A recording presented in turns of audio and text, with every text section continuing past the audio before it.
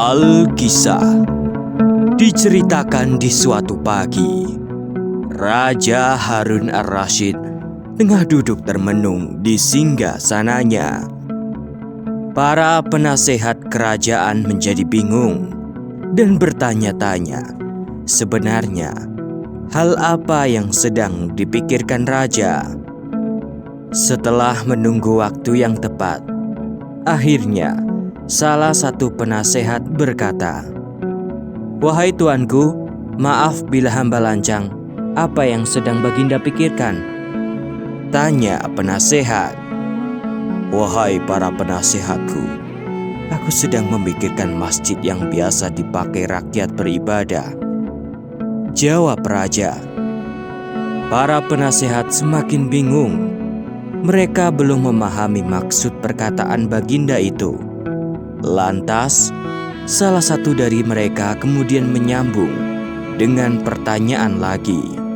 "Wahai tuanku, maafkan jika boleh saya tahu, ada apa dengan masjid itu?" Tanya penasehat untuk kedua kalinya. "Wahai tuan penasehat, ketahuilah, masjid itu tidak benar-benar berada di tengah kota. Padahal jika letak masjid itu berada di tengah, semua orang dari penjuru negeri bisa lebih dekat ketika ingin beribadah," jelas raja. Mendengar jawaban raja, para penasehat kemudian diam. Beberapa saat kemudian, raja menyambung perkataannya. "Wahai tuan penasehat, berikanlah aku ide. Bagaimana caranya memindahkan masjid itu ke tengah kota?" Tanya raja. "Rasanya hal itu sangat tidak mungkin, Baginda. Namun jika Baginda merasa benar-benar memerlukannya, bagaimana jika kita adakan sayembara saja?" ucap penasehat. "Baiklah, ide yang bagus," pungkas raja. Keesokan harinya, raja memerintahkan para pengawal untuk membagikan surat pemberitahuan kepada semua penduduk.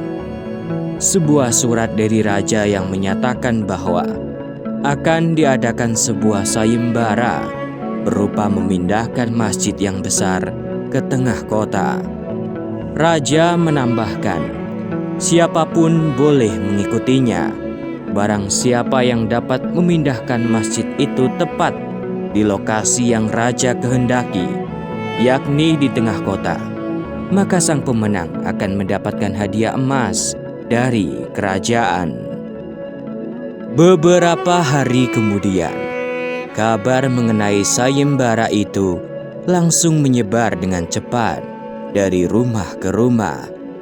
Sayembara memindahkan masjid menjadi perbincangan ramai di antara penduduk. Sebagian merasa tertantang karena tergiur dengan hadiah yang besar. Sementara sebagian yang lain merasa heran, bagaimana mungkin sebuah masjid dapat dipindahkan oleh tangan manusia. Hingga sampailah kabar itu kepada Abu Nawas. Saat itu, Abu Nawas mendapatkan kabar dari sang istri. Berkatalah istri Abu Nawas yang berlari masuk ke rumah menemui suaminya. "Wahai Kanda, sudahkah engkau mendengar informasi mengenai sayembara yang akan diadakan oleh Baginda Raja?" kata istri Abu Nawas. "Sayembara apa itu, wahai istriku?" "Raja akan mengadakan sayembara untuk memindahkan masjid besar ke tengah kota. Siapapun yang dapat melakukannya akan mendapatkan emas dari kerajaan," pungkas sang istri. Mendengar jawaban sang istri, Abu Nawas merasa bahwa mungkin tidak ada orang yang akan mendaftar dalam sayembara itu. Seiring waktu berjalan, benar saja, sayembara itu tidak menarik satupun pendaftar dari kalangan penduduk. Sebuah hal yang wajar apabila sayembara itu sepi peminat, mengingat rasanya mustahil seseorang bisa mengangkat bangunan sebesar itu, apalagi memindahkannya ke tengah kota. Lalu, apa yang terjadi selanjutnya? Tibalah pada suatu hari, di mana pada hari itu adalah hari terakhir pendaftaran. Seorang pria masuk dan meminta izin untuk bertemu raja. Katanya ia ingin mendaftar sayembara memindahkan masjid. Para pengawal pun melaporkannya kepada Baginda Raja, dan Baginda menyuruh pria itu untuk masuk. Lantas, siapakah pria yang dimaksud? Betapa terkejutnya Baginda Raja menyaksikan sosok pria itu tak lain adalah Abu Nawas. Dikenal sebagai sufi yang penuh kecerdikan. Baginda Raja sedikit tidak percaya kalau Abu Nawas dapat mengatasi masalahnya kali ini.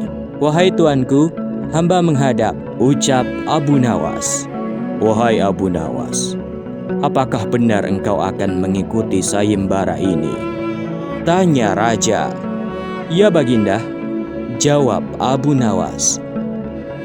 Betapa terkejutnya Baginda Raja mendengarkan kesanggupan Abu Nawas. Di dalam hatinya, raja mulai berpikir, rencana apa yang sedang Abu Nawas persiapkan. "Wahai Abu Nawas, aku sangat senang mendengarkannya. Baiklah, kita akan bertemu lagi pada hari Jumat.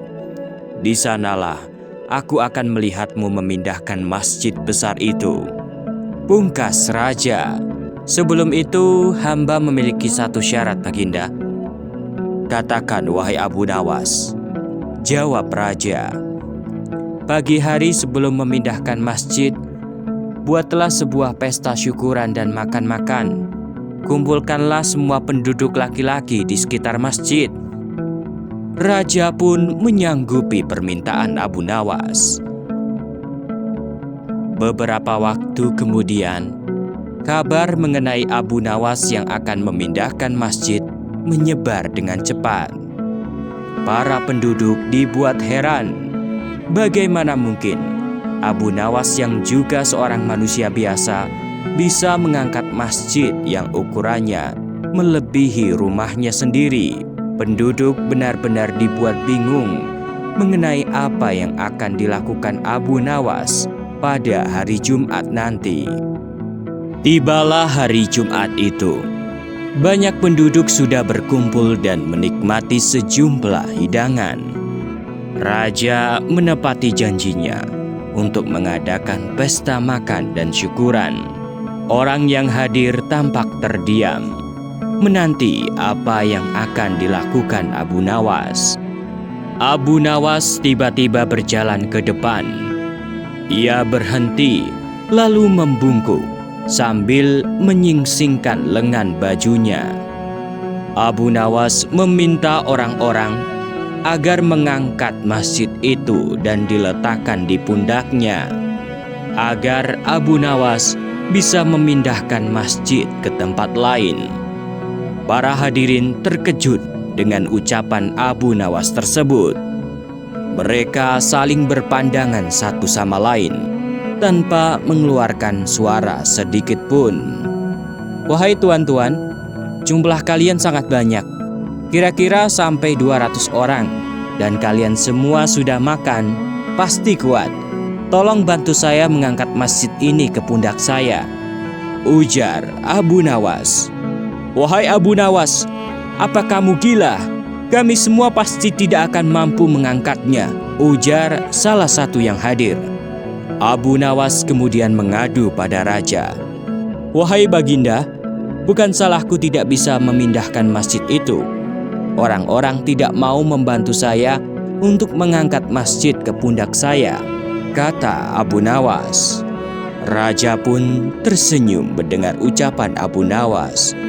Namun raja memberikan acungan jempol atas cara yang digunakan Abu Nawas untuk berkeliling.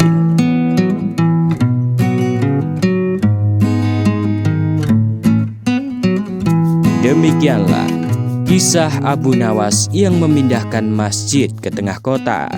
Semoga bermanfaat dan sampai jumpa di episode selanjutnya.